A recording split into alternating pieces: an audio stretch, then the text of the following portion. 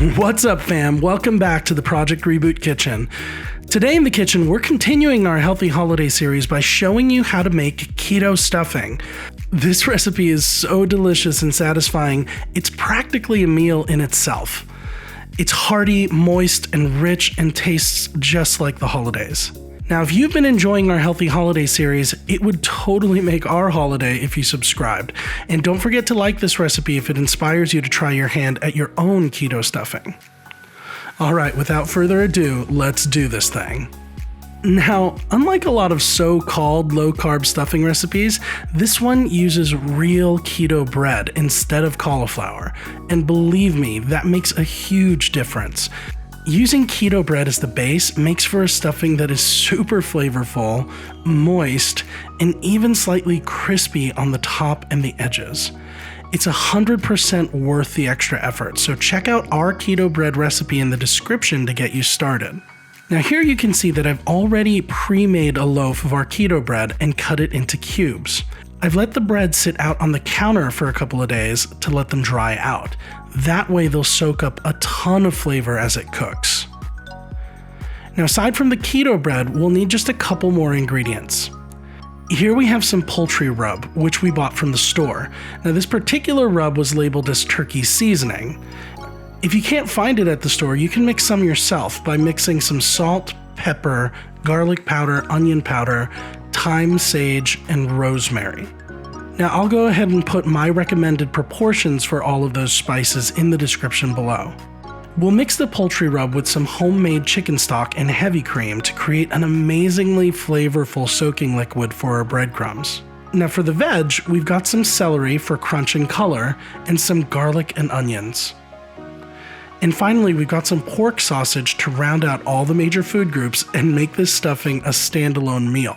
Now the sausage that we've chosen is sage flavored, which really enhances that holiday flavor profile. Now we'll start by combining our heavy cream and chicken stock into a bowl, adding our seasoning and giving the whole thing a good whisking.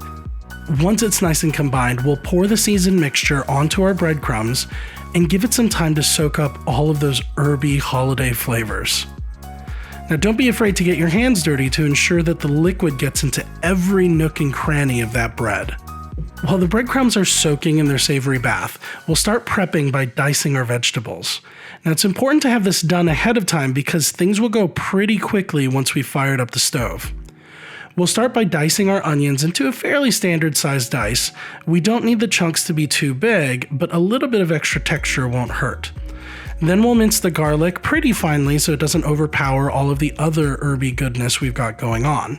Finally, we'll cut our celery into those classic crescent-shaped pieces that will provide us with a great textural contrast to our flavor-soaked breadcrumbs. Okay, now that we've got everything prepped, it's time to rock and roll. We'll start by preheating the oven to 350 degrees Fahrenheit or about 175 degrees Celsius. Then we'll light up the stove and get our pan preheated. Now I've lightly oiled my pan, and once it begins to smoke lightly, I know that it's ripping hot and we're ready to go. First up, I'll take the sausage and listen to the satisfying sizzle as it hits the hot pan. Next, I'll take this handy dandy meat chopping tool and break up the meat so that it doesn't cook in clumps. Then we'll spread the meat evenly across the pan and give it some time to brown. Now the secret to great browning is a ripping hot pan and patience, so don't move the meat around too much. Give it some time to get a nice sear on each side. It helps with texture and flavor. After the meat is cooked through, we'll remove as much of it as we can from the pan. Then we'll hit the pan with a bit more oil and start sauteing our onions and garlic.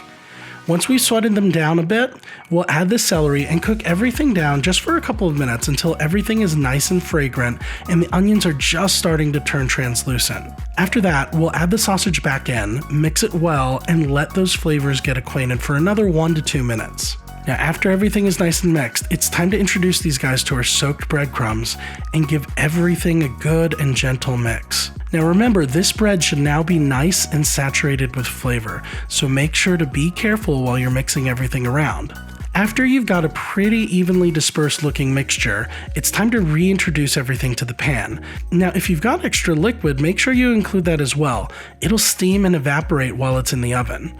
In fact, if you don't have much liquid left over like me, it might be a good idea to add a couple extra tablespoons of stock just to keep everything nice and moist. Now, this already looks good enough to eat, but it's time to channel our patience and move this whole affair to the oven for 30 to 45 minutes. Once the timer goes off, our patience is rewarded by a medley of flavors and textures. You can see that this bread has gotten nice and toasty on the top, but it's moist and flavorful deeper down.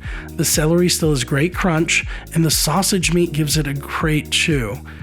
We'll top this whole thing off with parsley for some freshness and color, and then treat ourselves to the best tasting stuffing we've ever had, low carb or otherwise. I'm not exaggerating, you guys have to try this. The almond flour from the keto bread gives the whole thing a nutty flavor with a bread-like texture that just totally complements the holiday savoriness that we've got going on here. Alright guys, that's it for us this time. Give us a thumbs up if you like this video and leave us a comment if you try it. We'd love to hear from you. Catch you next time, fam.